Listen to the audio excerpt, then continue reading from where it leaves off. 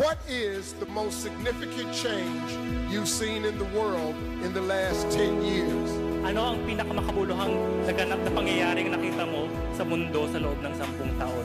Para sa akin, ang nakikita ko, lahat kasi nagmahal na eh. Lahat ng bagay na bibilin mo, lahat, pagpupunta ka sa palengke, yung bigas, yung gulay, isda, lahat. Pati yung mga renta ng bahay, pati yung gasol.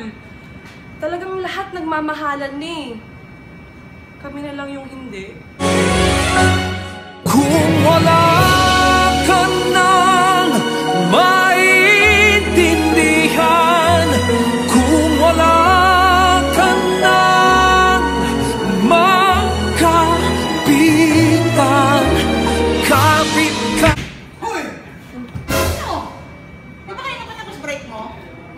Oh, opo. Hugot ka ng hugot dyan. Wala ka nang boyfriend, wala ka pang benta. Wala dun. Tulong-tulong din pag may time. Ito na nga eh. Oo na nga. Ito na ako dun. Bilis na, Oh, mababa ito na na. nga, ito na nga. Guys, Oh, paalala lang. ano? Walang forever.